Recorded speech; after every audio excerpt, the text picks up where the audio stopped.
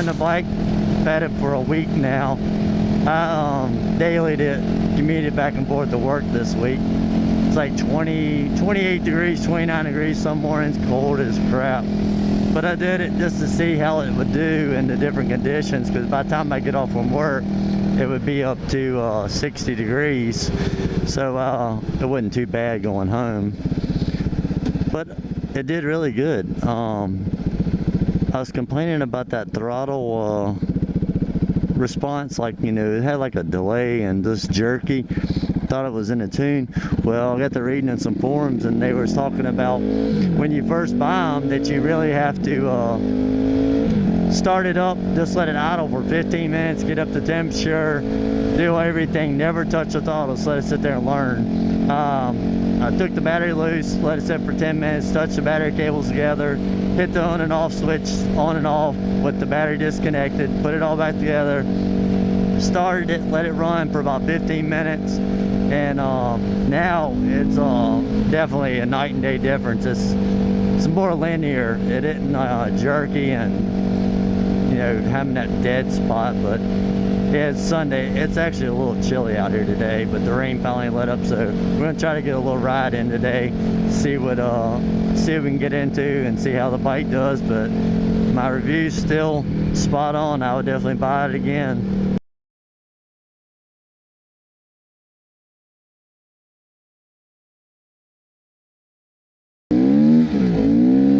Alright, we're cutting across some gravel roads, hitting a little bit of different stuff today to try the bike out again. Got Gerald up there, he's on the KTM 690. Walt's behind me, he's back there on the KLR 650. I didn't have my camera on a huge group of turkeys was standing in the middle of the road back there.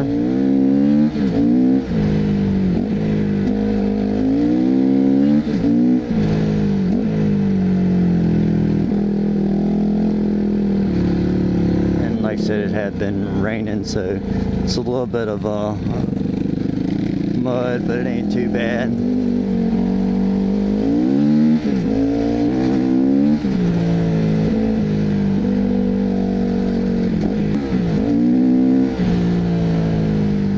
Get some knobbies coming for it, because I'm gonna try to get that super.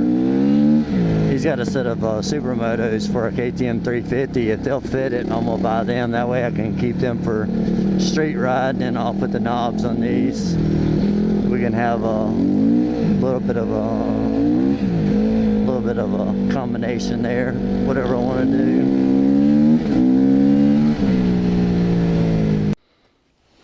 All right, we swapped these on the.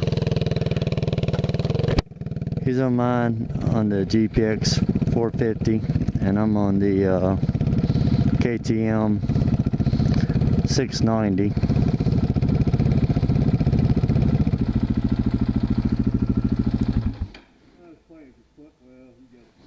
Yeah, it's tight. Yeah, you got to adjust it too tight at the moment, I believe.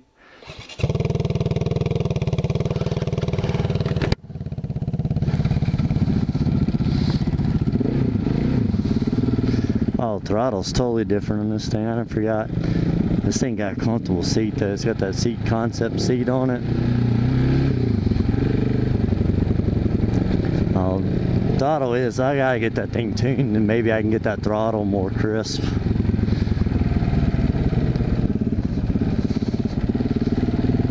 They say this is like the ultimate bike for adventure riding, you know, dual sporting, because you can do a little bit of everything. They got tons of power, whether they're like 74 horsepower or something. He's got the Super Moto set up for this one too. All right, we're coming up on the happy place. There it is, the happy place. Oh shit, what was that? Stick? I was looking at the happy place, ran over a damn stick.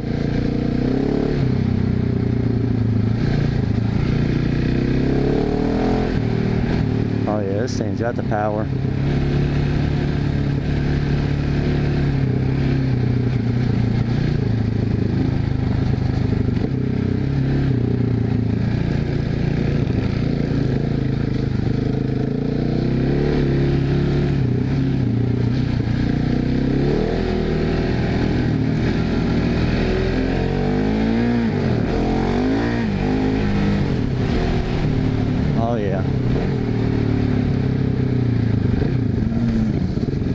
I looked at, they had one of these out at the dealership used, but it was a Supermoto one.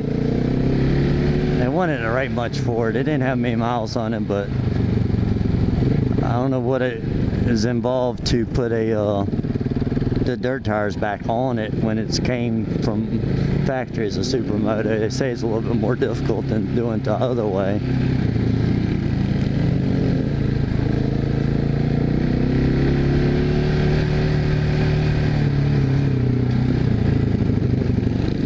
This bike feels balanced. I always thought it would be heavy, but I don't think it weighs much more than what mine does.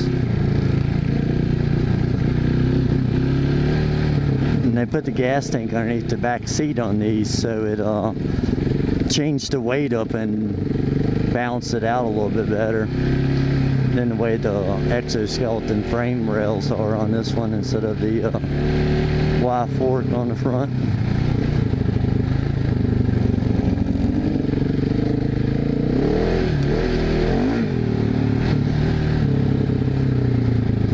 Yeah, well, with how much I weigh, I don't need this one. I'll get in trouble.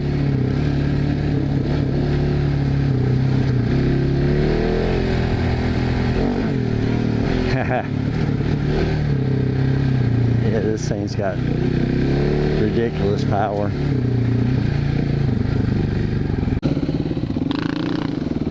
Alright, we're back on the 450. It's gonna be rough up through here, especially with these tires on.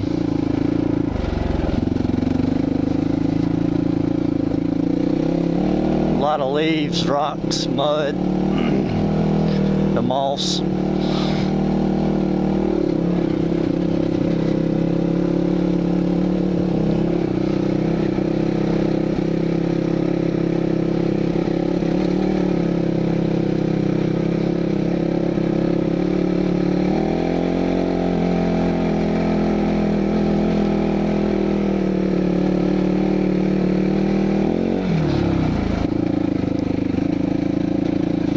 Oh no, I can't remember if that's the mud hole or not.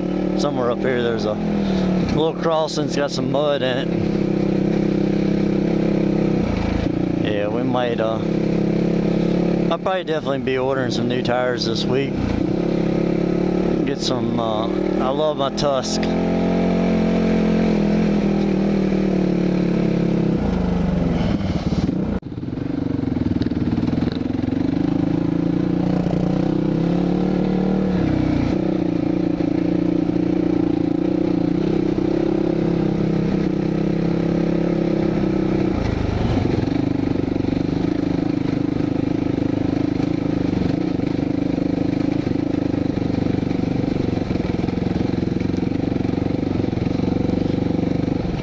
Section up here where it's off camber and you got to be on the high side or you'll fall down in the ditch.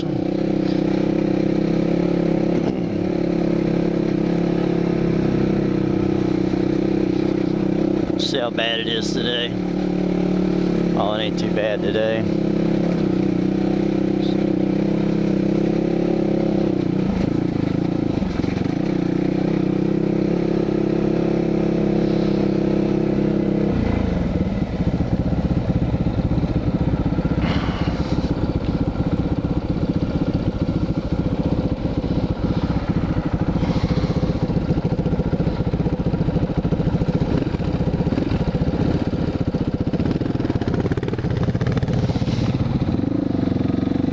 Go.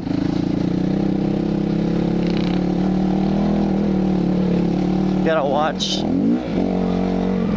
We come up here and the bear, terrible. They'll roll big rocks right out in the middle of the trail. You'll come rolling through here and there'll be a boulder in the middle of the trail and screw you up when you come through.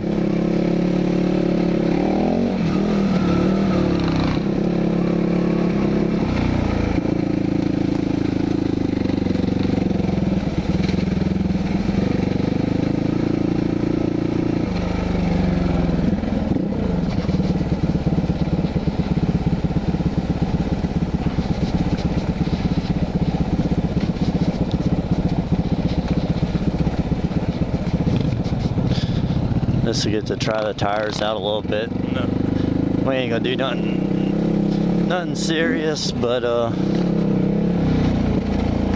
there's a couple places over there where it gets pretty muddy. We get over in that mess.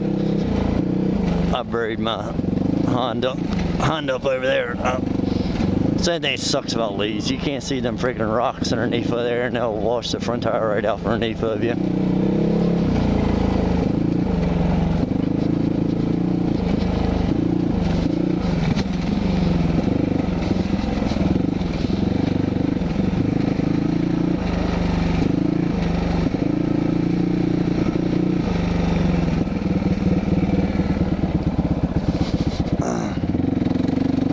Let's try it on these tires.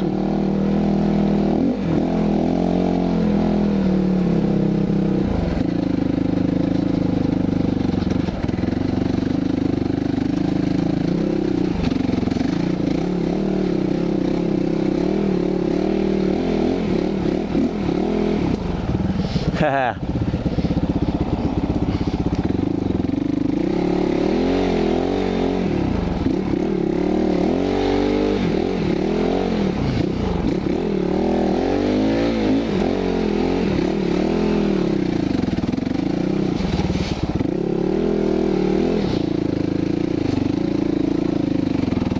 Well, they'll do it, but not easy. I knew it was gonna be a challenge because I brought the Honda through there with the off-road tires, and it was fun trying to get up that.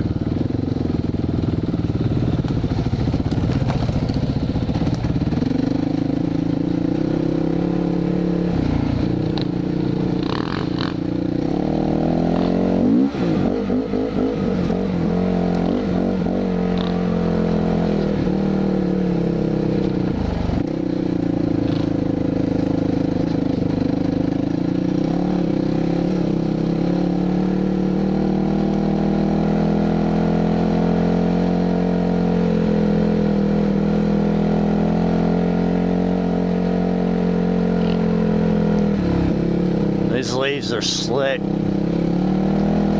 especially not having knobs. Oh, rocking the road.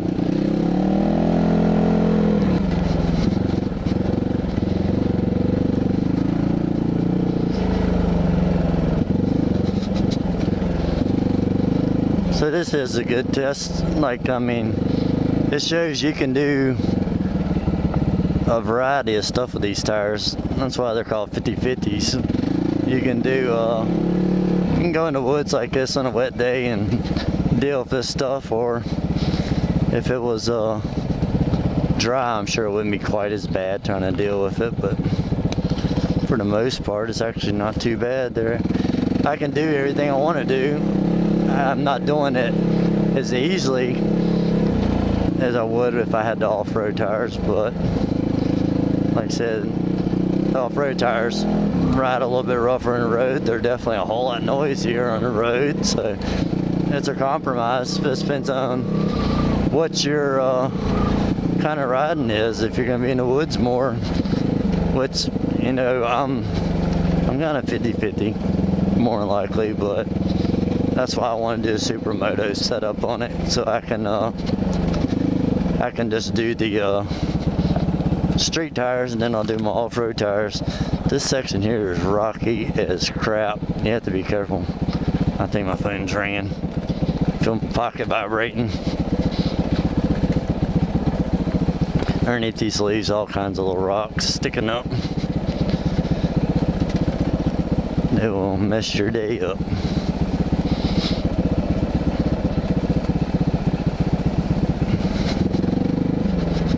I'll have to get down here and I'll make sure Walt makes it. The little spot mirrors, I like them because it looks better, but they're definitely not probably the best, most practical thing.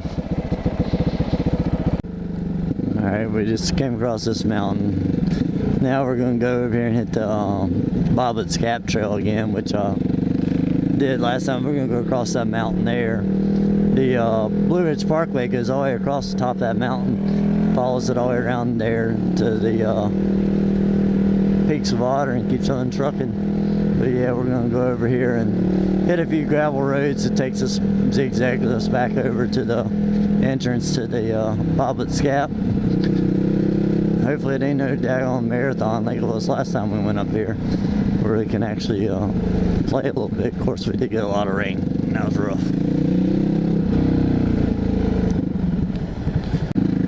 Alright, closes early January, Bobbitt's Cap. They open it up, I think, what did it say, October 1st? I can't remember. Last time my camera died across the first part of it. Oh. Yeah, I figured the mud holes are going to be nasty today. Got to watch jumping these. Coming the other way, it ain't bad, but going up, you end up jumping into the mud holes.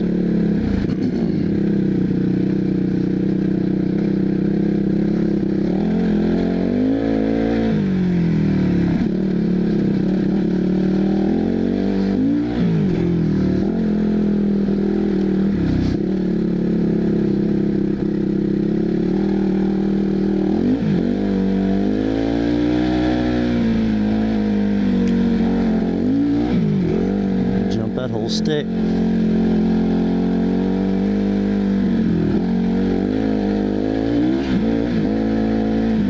Oh.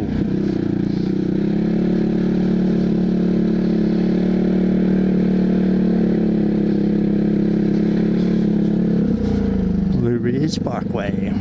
Oh shit, what did I run over? Damn rock. Alright, this is going up 43. Backside from Buchanan up to the Blue Ridge Parkway. If you're ever in this area, you're on some kind of street bike or supermoto or anything, you gotta try this road out. Talking about you'll have a blast. No tractor trailers are allowed.